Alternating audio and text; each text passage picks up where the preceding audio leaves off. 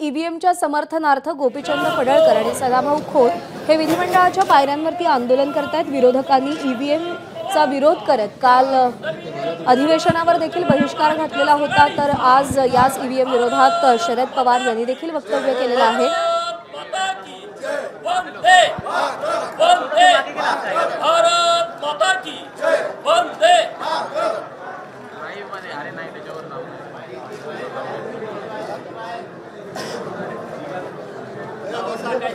सदाभाऊ खोत आणि गोपीचंद पडळकर हे ईव्हीएमच्या समर्थनासाठी सध्या आंदोलन करतायत। ईव्हीएम नको असा सूर विरोधकांनी आळवलेला आहे। हे सरकार आलंय ते ईव्हीएमच्या जोरावर आलंय, हा जनमताचा कौल नाही असं सातत्यानं विरोधकांकडून सांगितलं जातं आणि त्याच ईव्हीएमच्या समर्थनार्थ सध्या आंदोलन सुरू आहे।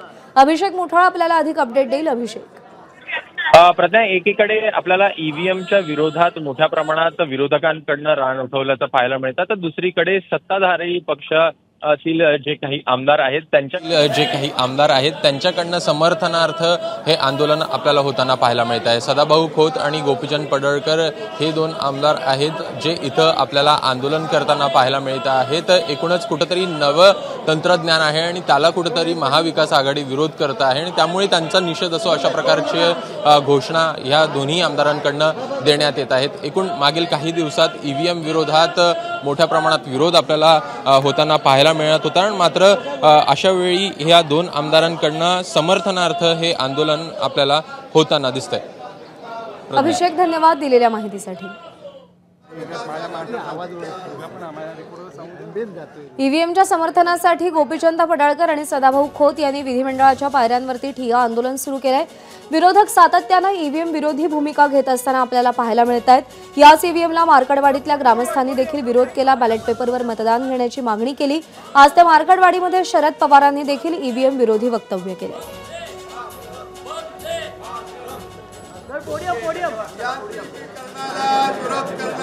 शरद पवारांचा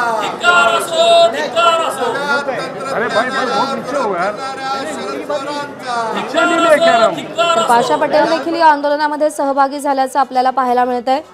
ईव्हीएमच्या समर्थनासाठी हे आंदोलन केलं जात आहे। या निवडणुकीमध्ये महायुतीला प्रचंड असं बहुमत मिळालेलं आहे आणि हे बहुमत जनतेचा कौल नाही तर ईव्हीएमच्या जोरावर मिळवलं असल्याचं विरोधकांकडून सातत्यानं सांगितलं जात आहे। काल विशेष अधिवेशनाच्या पहिल्या दिवशी विरोधकांनी याच ईव्हीएमच्या मुद्द्यावरून बहिष्कार देखील घातला।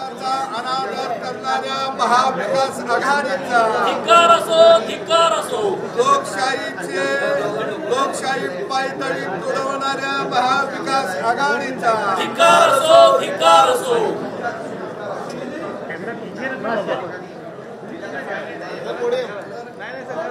मागे नाही।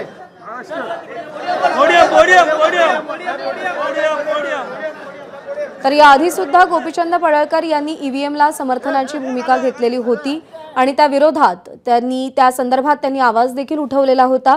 विरोधक सातत्यानं ईव्हीएम विरोधी भूमिका घेत असल्यामुळे सत्ताधाऱ्यांकडून आता गोपीचंद पडळकर आणि सदाभाऊ खोत हे ईव्हीएमच्या समर्थनासाठी आंदोलन करत असल्याचं आपल्याला पाहायला मिळतं। ईव्हीएम जनतेला नकोय असा दावा विरोधकांकडून केला जातोय आणि त्या विरोधात सध्या हे आंदोलन सुरू आहे। विधान भवनाच्या पायऱ्यांवर हे ठिय्या आंदोलन सदाभाऊ खोत आणि गोपीचंद पडळकर करत असल्याचं आपल्याला दिसतंय।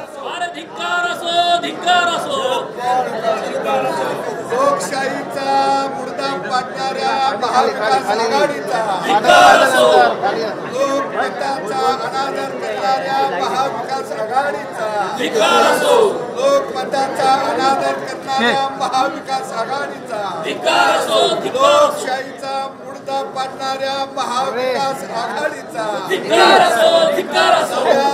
तंत्रज्ञानाला विरोध करणाऱ्या महाविकास आघाडीचा। चला पुढे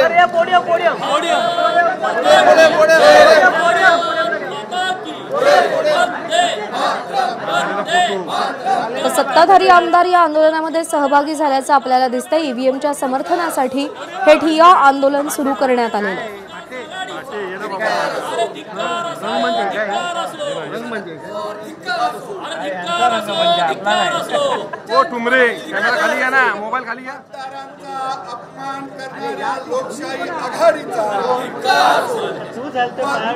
मतदारांचा अपमान करणाऱ्या महाविकास आघाडीचा मतदारांचा अपमान करणाऱ्या महाविकास आघाडीचा नव्या तंत्रज्ञानाला विरोध करणाऱ्या इंडी आघाडीचा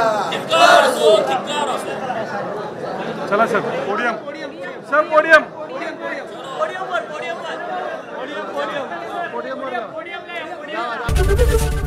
एबीपी माझा, उघडा डोळे बघा नीट.